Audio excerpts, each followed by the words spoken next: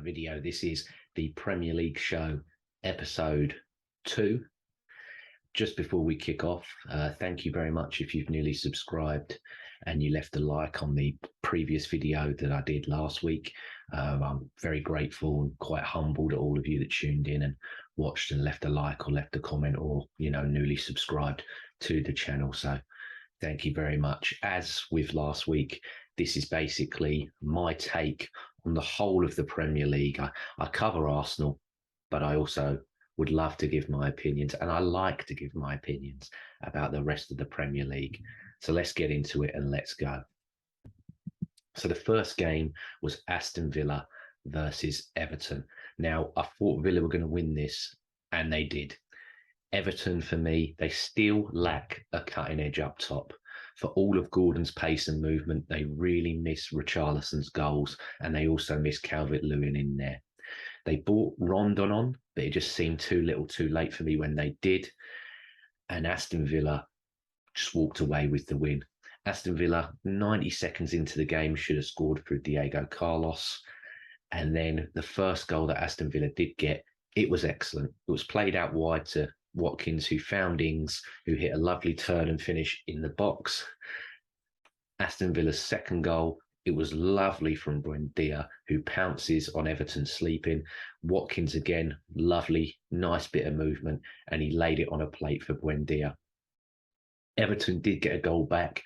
Luca Digne, who they probably would have loved to have done it, scored the own goal after some great play from Unana, who I thought recovered well. He got caught out for Buendia's goal, but towards the end there, he really was basically starting the Everton fight in the comeback, and he looks to be a nice, tidy player and a good signing for them.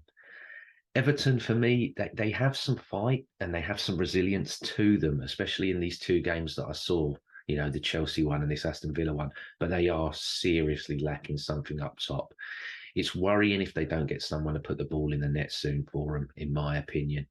They've got Nottingham Forest at home next, and I think Forest will fancy getting the win out of this, so they really need to start doing something soon. As for Aston Villa, much better than last week, but it's going to be a tough game this week with Gerrard going against Vieira at Crystal Palace. I just want to mention a big shout out to Boubacar Kamara for Aston Villa. I thought he was excellent in this game. I watched him play a lot last year whilst I was keeping tabs on Saliba and Guendouzi whilst they were at Marseille on loan from Arsenal. And he really stood out for me as a player at Marseille. I was surprised that none of the big six, especially, my club Arsenal and Man United, who look like they've got some midfield troubles, didn't look at him, didn't put a bid in, didn't even consider the guy. And on the day, he was superb. He won 100% of his aerials. He had the most touches of the ball with 88. He had the most passes completed with 62. He had the most ball recoveries with 9. He made 4 tackles, 2 interceptions and 2 blocks. I thought he ran the midfield there for Aston Villa in that game. Next up, it was Brentford versus Manchester United. And well. In the words of Castillo, Man United, it's not looking good, bruv. It's not looking good. What an absolute stuffing. I was thinking before the game kicked off, Brentford are very, very tall, they've got a lot of stature in their side compared to Man United. And if Brentford go for the set pieces here, this is going to be an issue for Manchester United. And in the opening 10 minutes, Ronaldo hit a P-roller into Raya's arms, but then Brentford sort of just shut all them down and just went as direct as possible as they could. United tried to play short and out the back, but with De Gea and the back line that they've currently got, it's woeful and they just can't do it. If you look at De Silva's first goal, it's a prime example of this happening. United play a throw right into Brentford's press, comes out to De Silva, and De Gea has a Taibbi moment and becomes El Gelato Manos, which is El Biscuit Hands, if you don't speak Spanish. Second goal, again, the warning signs are there before they try and play out the back, and Maguire gives a hospital pass to Ericsson, who, for whatever reason, was deployed at CDM. He kicks it out and gives away a free kick. It goes over. Man United have the goal kick. De Gea plays it right into Eriksen again, who goes straight into the Brentford press, and it's an easy finish for Jensen. It's an absolute mess from Manchester United. Absolute mess. The third goal, said it earlier, set pieces. Ben Mee leaps over Martinez after Ivan Toney leaps over Dallo on the first ball. It's awful from Man United. It's just awful. There's no other words to describe how awful it's been. And the fourth, it's a lovely long ball to Ivan Toney, who lays it on a plate to Mbeumo. It's a gorgeous touch and a lovely finish. Ten Hag at the start of the second half brings on 3 subs. He takes off Martinez, takes off Fred, takes off Shaw, brings on Varane, McTominay, and Malacca. And Martinez is confidence. He must be shot to pieces. I mean, his debut, he gets smashed against Brighton, and then he gets smashed here against Brentford. And, when Arsenal were looking at him, I think we were looking at him primarily to play him as a left back and not a centre back. I don't believe that he's tall enough, to play as a centre half in the Premier League. I just really cannot see him surviving in this league playing as a centre back. Second half, Manchester United, they just couldn't recover, and United misery continues. They have conceded 4 goals in the first half of a Premier League away game for the first time in their history. Their new signings just look absolute muck. Their experienced players, they look muck as well. They really, really need some help. I don't know if it's, recruitment or a change of ownership. They just need help. They need someone to go in there, smash it to bits and start it all over again. I mean, who was the last academy product from Manchester United that really come through and, was winning them games, scoring them goals, doing them? But you can say Rashford a couple of years ago, but where has the academy gone now? Where are these players? They're just not there.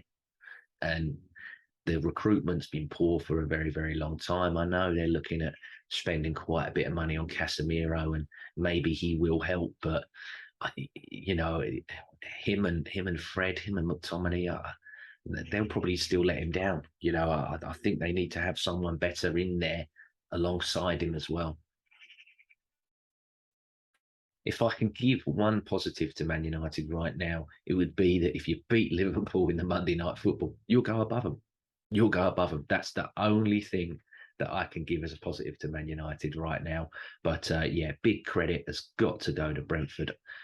I thought De Silva, I thought Mbeumo, Toney, they all deserve flowers for this game. But Matthias Jensen, he run the show. He got a goal and assist. He completed 74% of his passing, won 3 out of 5 of his duels, and he just pressed his socks off to stop Man United playing out from the back.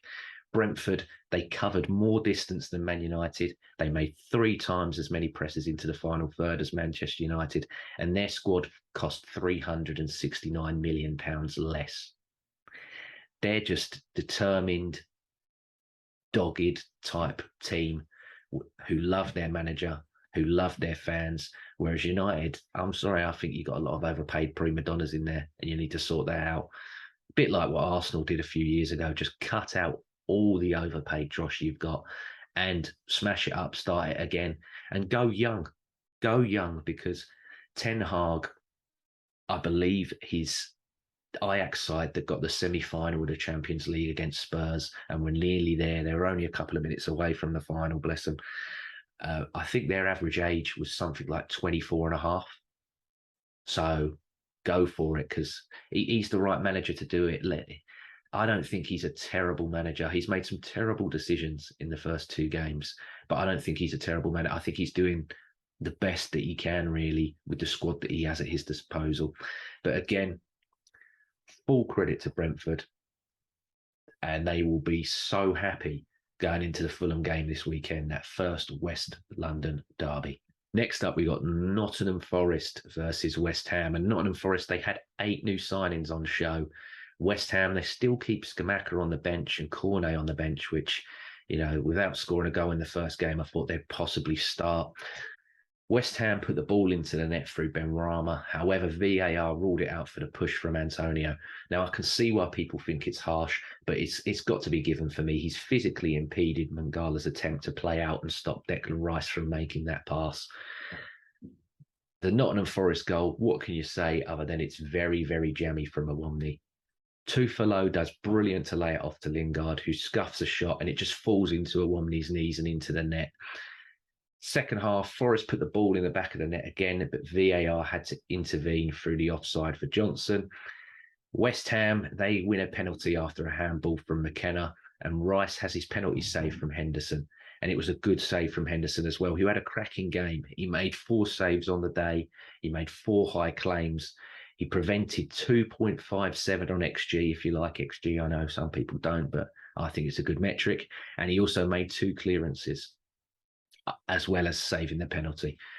For me, Forest, the star of the show, there was Nico Williams. He made 9 out of 13 of his ground duels, won 6 out of 7 tackles, and he completed 3 out of 9 crosses. He had 4 clearances, 2 key passes, 1 block, and 1 interception. And he also had a clearance off the line. West Ham-wise, if I'm looking at him, I was impressed with Benrahma on the day. I thought he was really, really good on the counter. But all in all, a good win for Forest. They go into this game against Everton away this week that they'll fancy. And West Ham, you need a win against Brighton at home, but you've got a terrible record against them. And I don't think you're going to do it. Next up was Chelsea versus Spurs. Now, expectations for this game were high. Sky amped this one up, and it certainly had fire and great moments and a bit of drama in it as well. Chelsea started lively for me. I thought Sterling and Havertz had some great moments and great interplay together. The first goal for Chelsea, very first corner for them, and their 2 new boys combined as well. It's a beautiful delivery from Cucurella, and it's a lovely hit from Koulibaly. If you're looking at it and you want to be critical, I believe it's very poor marking from Son and Royale. He's got all the time in the world, Koulibaly, to hit it, but what a hit when it happens. And Chelsea go in, leading the half, and they were absolutely dominant. I cannot believe that they didn't, get another goal in that first half and secure the win against Spurs there and then. Richarlison, he come up on for Spurs and he made a difference. They changed the system to 2 up top and then they went 4 at the back instead of the 3. Spurs, they got their equaliser through Højbjerg, and that's when it first started to flare up and kick off. The managers and assistants had to calm it all down, as well as the players. And if you're looking at the goal, Jorginho, what's he doing? What's he doing? He's way too casual for me. He's trying to flick it out of the box. Højbjerg hits it. It gets a lucky flick off Koulibaly. Chelsea, they feel hard done by because of the foul on Havertz in the build-up. But for me, you can't go all that way back in the phase of play. I think that's too far gone for it to be given as a foul and to have this goal disallowed. However, I will say that Richarlison, he is in an offside position. He is in Mendy's eye line. So I am surprised it's given. However, the way the law is interpreted, the letter of the law in terms of offsides and everything else in the Premier League, it's so flawed now that you can't tell what's going to be given and what's not going to be given until the refs give it. And sadly, you have to go with what they say because there is no consistency or accountability for these decisions. Chelsea's second goal, it's a really, really nice goal, I think, from Reece James.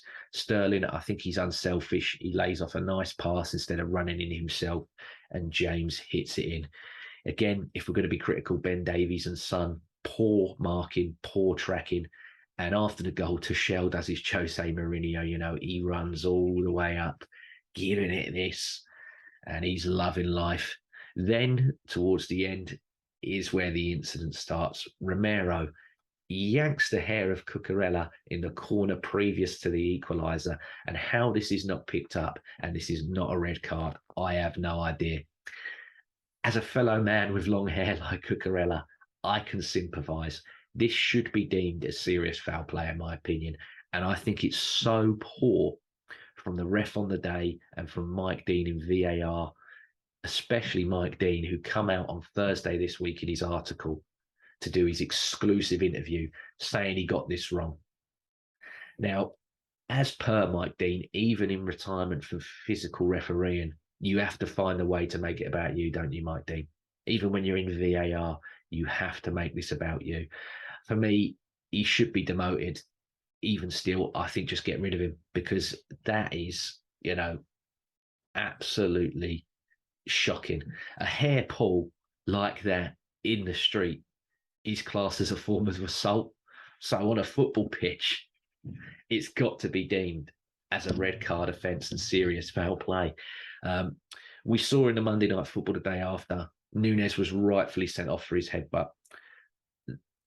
This hair pull is violent conduct as well, and for me, it deserves the same punishment as a headbutt, as an elbow, as a punt. Any kind of, like they deem violent conduct, I think should be a straight red card, and I think this should have been a red card as well. Now, the second corner, Harry Kane gets his equaliser. It flicks off Reece James, and Chelsea, they feel hard done by. And I think they rightfully should be hard done by. They played some great football on the day, but they only got a point out of it. Tottenham, sadly, you just can't write them off. You just can't write them off, especially with the depth that they've got in the squad now. They've got a lot of players there, especially players of stature, that will make them a threat from set pieces, especially towards the end of games. Now, right after this is where the drama all began. Conte and Tuchel kick off after the final whistle with the handshake. Both of them get sent off. There's a lot of pushing. There's a lot of shoving. It gets separated. Azpilicueta, he knows, obviously, Conte from when he was manager of Chelsea. He tries to calm Conte down. Conte's telling him to F off, shouting at him. And I loved it. I'm sorry. I really loved it. I thought, what a spectacle. What a spectacle for the Premier, especially on the anniversary, the 30th anniversary of the Premier League, with all the drama that's been in it. And you get drama here at Stamford Bridge. I thought it was a great game. And I thought this was a great spectacle as well, in terms of the fight at the end. Well, fight, the collision, I'd say, at the end. For Chelsea, I thought Mount, Reece James and Koulibaly were the key men for them. Koulibaly especially, he had 91% pass accuracy off 82 touches, 63 passes completed. He made 5 tackles, 1 interception, 1 clearance, and he got 1 goal. And he looks like a very, very good buy in the loss of Rudiger, who, for me, next to Virgil van Dijk and Ruben Diaz, was probably the best centre-back in the league last season. Chelsea, I think they play great stuff, but still somewhat like Everton, but not too bad. They've got no cutting edge, and I think they need, for want of a better word, a number 9 or a centre forward of some kind. Aubameyang is continued to be linked with them. Will they get him? I don't know. We'll have to find out on that one. But I think if they do get him, he probably is going to score quite a few goals for Chelsea with the players that they've got around him. Now, Monday Night Football, Liverpool versus Crystal Palace. I expected this to be a really good game, and I actually think it was. Liverpool, for me, they have a bit of an injury problem in their front line currently, and they've also got a problem in the midfield. The Darwin Núñez incident clearly sticks out. However, I think that takes away from what I thought was a really, really good game between these two sides. Palace, I think they're going to scalp some points from the Big Six again this season. They have bags of energy, bags of enthusiasm, and under Vieira, I think they've got a very, very good manager. Liverpool, for me, they started okay. They had that nice chance through Salah, but then Palace got their goal.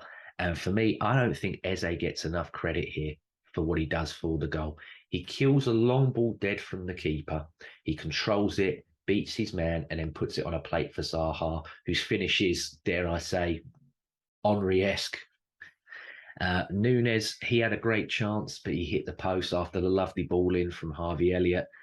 And then the Núñez red card happens. Now, he is, for me, really silly here to react. Anderson targeted him all game, and they had a few swipes at each other before he actually commits the headbutt, but he got sucked in and he let his emotions take over. Anderson, in an interview after the game, alluded that they had a duel in pre-season in the game between Palace and Liverpool, I believe that was in Indonesia. And so he knew that he had something that he could exploit from Nunes, and like I said, he sucked him in and he got him to do it. For me, I think Klopp and Linders really need to lay the law down on Nunes. He's cost him a lot of money, and with other teams having better starts than Liverpool currently, he's cost them 3 games without a vocal point up front. And with those other injury problems with Jota as well up there, I don't think this is good enough for Liverpool. Liverpool's goal, though, oh my word, Luis Diaz, it's a remarkable goal. What a run and what a finish in front of the Kop as well. For me, he's a really remarkable and exquisite player to watch, Luis Diaz. And I think, sadly, well, not sadly if you're a Liverpool fan, but I think he's only going to get better, in my opinion. Palace should have won it at the end for me. Zaha rattled the post with an absolute sitter where Trent Alexander-Arnold went sleeping again. Now, for me, Trent is so good attacking-wise. However, in these last 2 games, his positional play defensively has been woeful. And I don't know how much Liverpool fans can overlook his defensive positioning for all of his good qualities, because it is going to cost you points if this continues to persist. I think he just needs to get a bit more assured positionally, and especially when he's on defense, and that should help you save some points going forward. Again, on the game, Luis Diaz, absolutely excellent. He won the most duels for Liverpool with 16. He made the most take-ons with 7. He made your most tackles with 6. And he won the most fouls with 3. I've also got to say, big flowers going out to Harvey Elliott, whose performance I thought was brilliant, as I did in the Fulham game. And he made 100% of his dribbles, 90% on his passing accuracy. He made 2 interceptions, 1 key pass, and he created a big chance. Now, he might not have thought at the start of the season that he's going to be a big player for Liverpool this year, but he really is. I think he's got more to come as well. He's another one like Diaz that's going to develop, and I think the ceiling for him is extremely high. Praising Palace now, Eze, most touches of the ball with 53, most final third entries with 11, most ball recoveries with 8, most take-ons completed with 7, most duels won with 10. For me, I think going into the World Cup, if you're England, you've got a plethora of wingers out there, but Eze's got to be having a look. He's got to be having a look, and you want to try and get him before he commits to Nigeria. However, I can't blame him if he doesn't want to play for Southgate. This kid's got the lot, and I don't think that he will be at Palace much longer. I think again, he's another one whose ceiling's so high that he will possibly go to one of the big 6 eventually. Again, Anderson for Palace, 100% of his ground duels won. He won 100% of his aerials. He had 100% tackle success rate. He had 10 clearances, 4 blocks, 3 interceptions. So back to back, he was the best player for Palace in the Arsenal game, and he was one of the best players for Palace in this Liverpool game as well. So very well done to him. Going into the non-televised games now, Arsenal versus Leicester. Great win for the Arsenal for me, dominated, which I like to see. Some great goals scored, and Jesus was the standout performer. For a more in-depth analysis, as always, check out me and Michael's review of it on the channel. And Arsenal, we roll into Bournemouth away next. Leicester, they could really do with a result, though, with their first opening 2 games not going as well as they expected. And they probably fancy a result against Southampton. Brighton versus Newcastle. Now, I'm going to apologise to Brighton and Newcastle fans. I cursed. I gave this game the curse. I said last week, watch this game. It's going to be exciting. It's going to bang. And you got a 0-0. Now, I can only apologise again to both of you that support these sides. Brighton, they had Solly March's chance cleared off the line. Pope was absolutely excellent in goal for Newcastle. The save from Lallana's header was class. Dan Burn, he had a header for Newcastle that went over the bar. Solly March again had a chance, but Pope made a second great save. And Brighton, they misfire a chance right at the end through Gross, especially after Mitoma, who come on, done some brilliant work there, cutting in. He looked really good when he come on. They both have to share the points, and I think Brighton, you don't have to be too downbeat. You've got West Ham away, you've got a great record against Next, who you should be beating, and Newcastle, tough game going into El Clasico, as I like to call it, this weekend versus Man City. Talking of Man City, they played Bournemouth and City. It was a dominant win here, and it was no shock really for anybody. Foden had that early chance. For me, he's got to lay it off to Erling Haaland, and I can see why Erling Haaland was furious. All he's got to do is make a nice little 4 to 6 yard pass, and Erling Haaland has a tap in and another goal. The first goal from City, though, it's absolutely lovely football from Gundogan. Haaland, he made 2 passes all game. One of them was from kickoff and the other was his assist. That's got to be the least passes contributing to an assist for a Guardiola player ever, hasn't it? Just has to be. But yeah, it was a great 1-2 between the players, and Gundogan hit a lovely finish for me. Manchester City's second goal, it's a beautiful pass from De Bruyne. It starts from Rodri, again, breaking up the players, that screen for his back four. He lays it on to Foden. Foden does the lovely pass now into De Bruyne, and De Bruyne uses Erling Haaland's movement, which is sucking defenders back. And that sheer fear factor with his pace, with his strength, with his brain, everything worries them. So they get sucked away, and De Bruyne progresses, and he slots home an absolutely lovely goal. The third, Phil Foden scrambles in the third goal, again after great play from Kevin De Bruyne. And then the fourth, it's an own goal after some tidy play from Grealish and Cancelo. Like I said earlier, it was utter domination for Man City, who they go into El Clasico this weekend against Newcastle, fired up. Everyone seems to be firing apart from, Grealish, but he'll come good. He's too good of a player, I think, not to come good.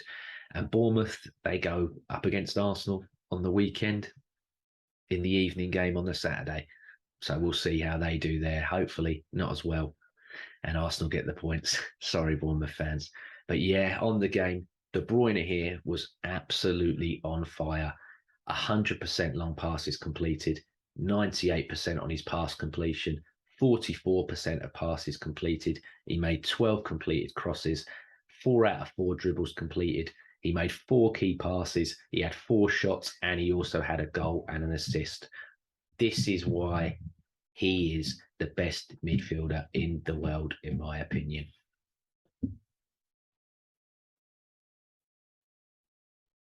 Next up, we had Southampton versus Leeds. Now, the first goal, it's a lovely finish from Rodrigo, who looks a different player this season under Jesse Marsch for Leeds. And it's a beautiful delivery from Harrison, who as well is having a blinder of a season for Leeds. The second, it's a lovely corner, delivery flicked on, and all Rodrigo has to do is cushion it into the net, which he does with ease. After this, Southampton made adjustments. They went to a back four and they got the rewards really quick. It was a bit of a scramble and a goal from Aribo, who's a real player, by the way. Keep an eye out on him. You'll be seeing more of him. I'll probably be talking him up throughout the season. And then the equaliser for Southampton was through Walker-Peters. It's poor defending from Leeds, letting him in behind. And Leeds must be kicking themselves to give away 3 points and only come away with 1. Great point for Southampton. But Leeds, you're heading into that Chelsea game, I think a bit gutted not to get all 3 here. Lastly, Wolves versus Fulham. Pedro Neto had an early opportunity that he should score, but he hit it right at the keeper. You then get an opportunity again through Hwang, who does the same. Reed for Fulham had a chance, cleared from a set piece. Neto and Podence had a really good chance after defence and the keeper for Fulham come together, but they completely messed this up. Should have scored, didn't. Morgan Gibbs-White, he had a chance to strike, but he skied it after an open goal. Probably what's got him his sale to Forest. No, I think it's the money, but we'll see there. And then Reed, he wins a penalty for Fulham from Out-Nouri's foul, but Lightning does not strike twice for Mitrovic as Sarr saves it. And that just goes to show the Premier League in a nutshell. Last week, I thought Sarr was absolutely terrible in goal for Wolves. And Mitrovic, I gave him my player of the week. This week, Sarr, incredible. No, he hasn't made player of the week. We'll get to that in a minute, but he hasn't made player of the week, but much better. And Mitrovic, I thought he had a really, really bad day out there. The penalty miss added to that. But then also, he had the argy-bargies with Gibbs-White at the end. And for me, he's quite lucky to stay on. He could have easily have seen red for what he did as well. Fulham, They've got the tough game this weekend against Brentford at home in that West London derby. And Wolves, they're opening the weekend away at Spurs, which I think they're going to find tough as well. So that wraps up the games for week 2. Let's have a look at who the player of the week was. Again, no bias here. I've just got to say it as I see it. Gabriel Jesus, player of the week. What a performance for Arsenal versus Leicester. 2 goals, 2 assists. Need I say more? The goal of the week for me, Luis Diaz from Liverpool. If you're going to score an equaliser, that's the way to do it. Score a screamer in front of the Kop. Like I said with Jesus, need I say more? Going into this week, the tasty games this week, I think it's Fulham and Brentford, like I mentioned earlier in that derby. I think El Clasico of Man City versus Newcastle could be a tasty one also. But then the Monday night football, United versus Liverpool, that's the showpiece. That's the main event. That's the one that everyone's going to be watching. And that wraps up the Premier League show week 2. Thank you for watching. I hope you enjoyed it. Please leave a like and subscribe to the channel if you don't already. And like I said before, I want to get you guys involved. If you support one of the clubs in the Premier League and you want to come on, you want to talk about your club with me, message me on Twitter. We'll get it sorted. We'll get you on, because I don't just want to sit here by myself every week. I'd love to get more of you involved. And even if you're in the comments, if you've got any questions about anything in the Premier League, let me know and I'd love to answer them. But again, thank you very much. I hope you enjoyed it. Take care. And if you're watching football this week, enjoy your game. Peace.